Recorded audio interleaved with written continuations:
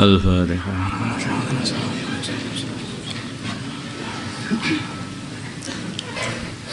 Bismillahirrahmanirrahim.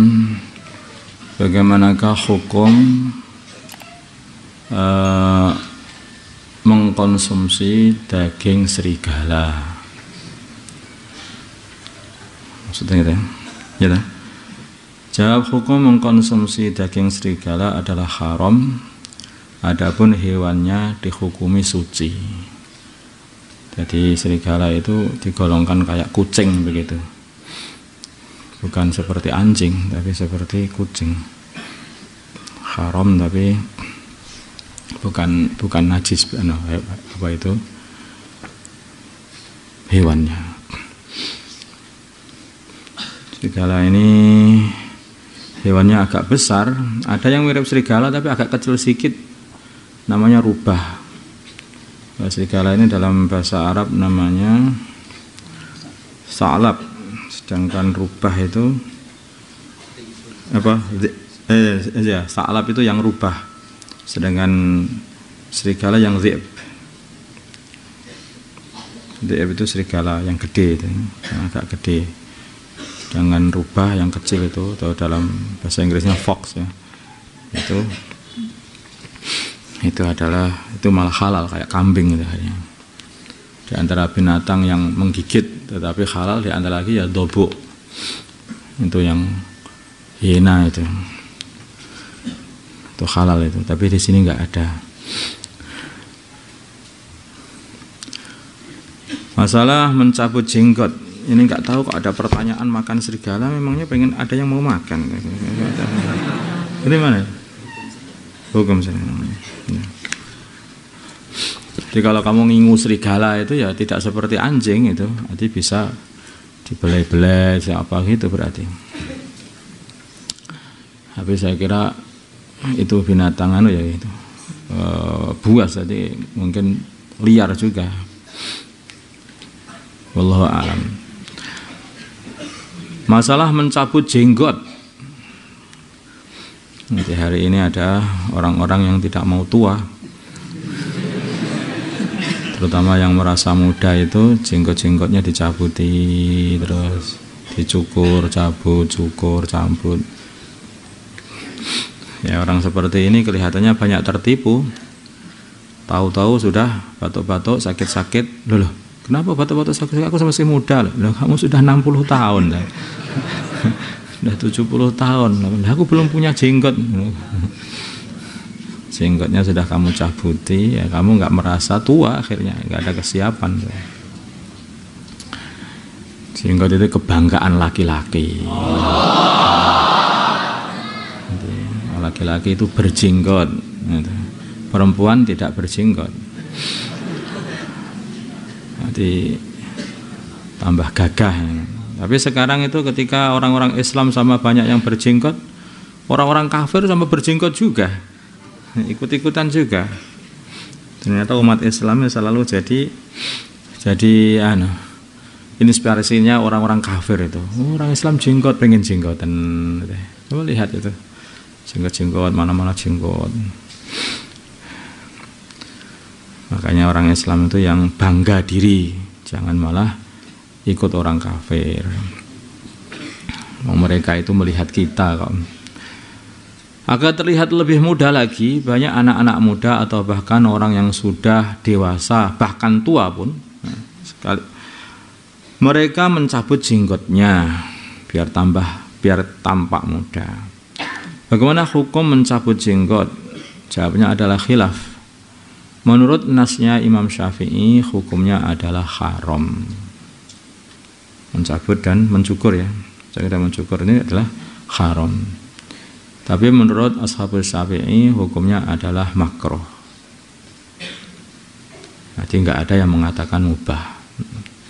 Kadang-kadang itu, makruh toh. Alhamdulillah makruh di Pak Nola. Kayak mana kamu itu? Haram itu dilarang, makruh itu tidak disukai. Ya kamu pengen dilarang atau pengen tidak disukai? Kadang-kadang itu masalah sunnah sama makruh ini sangat diremehkan. Wong ndak sunah aja loh. Ndak sunah aja nggak wajib. Kalau makruh ndak makruh aja loh, nggak haram. Jadi orang itu kalau sudah biasa mengamalkan yang makruh, nanti dia itu tidak akan bertahan, akhirnya juga mengamalkan yang haram. Kalau orang itu sudah biasa meninggalkan yang sunnah, tanah sunnah itu bentengnya wajib, bentengnya yang fardu, maka juga akhirnya akan dapat musibah nanti meninggalkan yang wajib. Jadi itu kayak benteng-benteng begitulah dalam aturan agama ini. Untuk membentengi perkara haram biar tidak kamu amalkan, maka makruh itu kamu jaga. Jangan sampai amalan perkara-perkara makruh. Nanti insya Allah kamu tidak akan mengamalkan perkara haram itu selamanya. Kalau untuk menjaga perkara yang wajib biar kamu bisa istiqomah itu, maka jagalah yang sunnah. Paham insya Allah.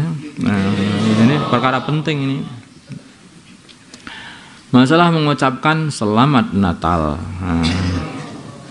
Bagaimana hukum mengucapkan selamat Natal? Satu jawaban saja, haram. Tidak usah ada jawaban yang lain. Karena itu adalah hari rayanya, perayaannya orang-orang yang mengatakan Allah punya anak. Dan itu memperingati kelahiran anaknya Gusti Allah. Gitu ya? Maulid itu? Ya. Maulidnya anaknya Gusti Allah, kata mereka. Nah ini kalau orang berkeyakinan seperti itu, kamu mengatakan selamat atas pengangkatan Nabi Isa sebagai anak Allah. Lah itu yo bisa bahaya itu. Cepot itu namanya iman seperti itu. Tak bahaya. Nah, sudah nggak usah satu jawabannya haram dah ya. Bisa-bisa itu bisa mencepotkan iman kalau nanti meyakini kebenaran mereka. Masalah tahun baru 1 Januari. Tepat tanggal 1 Januari di belahan dunia, berbagai macam cara orang akan merayakannya, mulai dari menyalakan petasan, kembang api, tiup trompet, dan sebagainya, yang cenderung berhura-hura. Pertanyaan, bagaimana hukum bagi umat Islam ikut merayakan tahun baru? Ini diperinci. Jika perayaan dilaksanakan dengan niat sebagaimana cerita awal penetapan 1 Januari atau dengan cara tasyabuh bifusak atau terjadi ikhtilat laki-laki dan perempuan, maka hukumnya haram.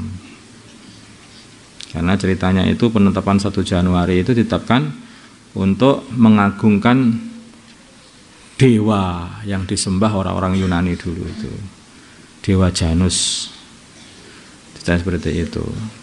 Nah, kamu merayakan atau mengagungkan, ikut mengagungkan dewa Janus. Nah, itu udah wah, itu malah bisa nyopot iman juga itu seperti itu. Malah bahaya itu. Karena mengakui adanya Tuhan selain Allah. Wallahu a'lam. Atau dengan cara tasyabuh dengan orang-orang fasik, meniru-niru perbuatan orang fasik. Nah, ini juga haram. Jika perayaan dilaksanakan dengan tidak niat sebagaimana cerita awal penetapan 1 Januari, ya, penetapan 1 Januari, maka diperinci. Jika perayaan dengan cara Islam maka boleh. Jadi niatnya bukan karena merayakan. Saya kira kalau orang zaman sekarang itu sudah tidak tahu lah ceritanya 1 Januari itu nggak tahu. Kebanyakan. Mungkin kamu juga nggak tahu masalah ini. Yang artinya tahun baru begitu saja. Tahun baru begitu saja. Nah, kalau seperti itu bagaimana? Diperinci. Jika perayaan dengan cara Islam maka boleh. Jadi dengan mensyukuri nikmat Allah, alhamdulillah tahun ini, dalam 1 tahun ini kita bisa ibadah begitu banyak, bisa bersedekah begitu banyak, bisa membangun masjid 10 masjid, bisa seperti itu. Maka kita kumpul-kumpul di sini untuk mensyukuri dan berdoa kepada Allah supaya tahun berikutnya ini lebih barokah lagi ya, hidup umur kita ini. Karena kebanyakan orang Islam zaman sekarang itu tidak tahu itu namanya tahun Hijriah itu. Kebanyakan umat Islam itu nggak tahu. Dulu umat Islam, kalau anak-anak pondok ya tahu lah. Kamu saya tanya, sekarang berapa Hijriah? Ayo, nggak tahu kan?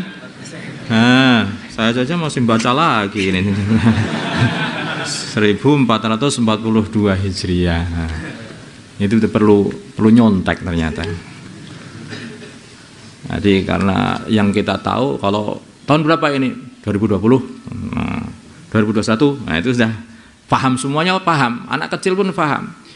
Tapi kalau Hijriah banyak yang nggak ngerti. Karena ngertinya tahun itu hanya tahun itu.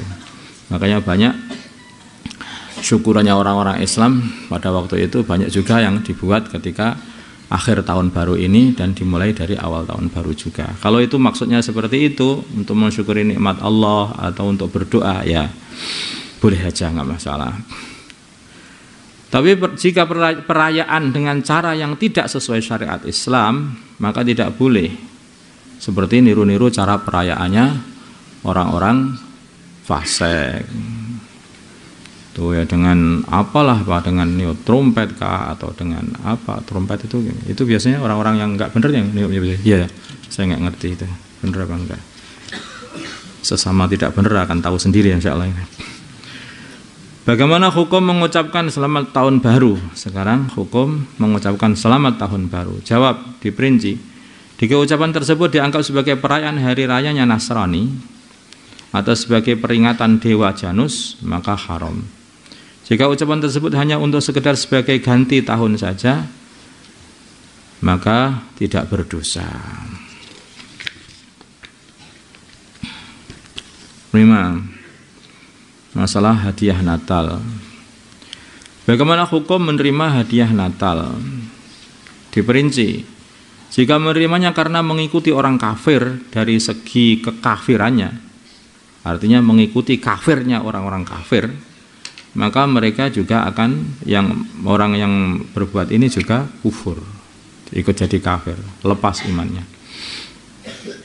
Karena dia mengakui ada Tuhan selain Allah dengan begitu, mengakui kafirannya orang kafir. Jika menerimanya karena mengikuti orang kafir, mengikuti satu perbuatan orang kafir dari segi hari rayanya saja, seneng-senengnya saja, tanpa memandang kekufuran mereka, maka hukumnya haram.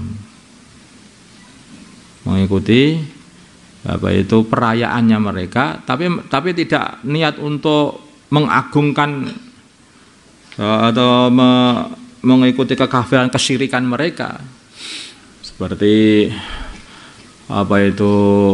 ikut merayakan lahirnya anaknya Gusti Allah tadi yang diyakini oleh orang kafir tadi. Nah, yang seperti itu bisa kufur. Tapi kalau nggak mandang itu sama sekali, pokoknya hanya seneng begitu saja karena tetangga-tangganya sama seneng, terus kemudian ikut mereka, itu haram. Ikut-ikut mereka senang-senang itu haram. Tanpa melihat tadi lah, atau sudah melihat atau mengakui atau bahkan ikut mengagungkan, itu bisa sampai kepada kufur. Jika tidak niat apapun maka tidak berdosa. Jika tidak niat apapun maka tidak berdosa juga. Tidak niat itu bagaimana? Yes, nggak niat, yes. Dikasih, yes. Oh ya tengkor luwe, sebenarnya tak pangane, dia nggak niat apa-apa, nggak ada apa-apa. Hanya menerima gitu saja. Karena ada sebagian di saudara-saudara kita itu kan hidup di lingkungan orang-orang yang tidak Islam, sehingga mungkin dikasih hadiah apa, ada apa, itu ya. Kalau tidak niat apapun ya tidak dosa. Tapi kalau ikut meramaikan haram. Tapi kalau ngakui kekafiran mereka bisa kufur. Karena membenarkan kekafiran. Allahumma shalli ala sayyidina Muhammad wa ala sayyidina Muhammad wa sallallahu ala sayyidina Ibrahim wa ala ali sayyidina Ibrahim wa barik ala sayyidina Muhammad wa ala sayyidina Muhammad wa barik ala sayyidina Ibrahim wa ala ali sayyidina Ibrahim alamin innaka Hamidum Majid. Allahumma arham sayyidina Muhammad, Allahumma ghfir lahu sayyidina Muhammad, Allahumma aslih sayyidina Muhammad, alih baina qulubi sayyidina Muhammad, Allahumma ansur sayyidina Muhammad, Allahumma ansur sultanan nasira, sallallahu alaihi sayyidina Muhammad nabiyil ummi wa ala alihi wasallam. Alhamdulillah.